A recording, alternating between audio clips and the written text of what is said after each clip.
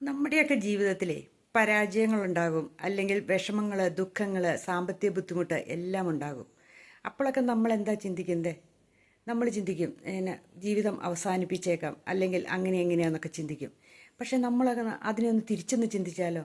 ഇത് ജീവിതം എന്നെ മാറ്റിമറിച്ചുകൊണ്ടിരിക്കുകയാണ്, എന്നെ രൂപാന്തരപ്പെടുത്തിക്കൊണ്ടിരിക്കുകയാണ്, എൻ്റെ ജീവിതത്തിലേക്ക് ഒരു മാറ്റങ്ങൾ സംഭവിച്ചുകൊണ്ടിരിക്കുകയാണ് എന്ന് നമുക്ക് ചിന്തിക്കാം, ഇല്ലേ?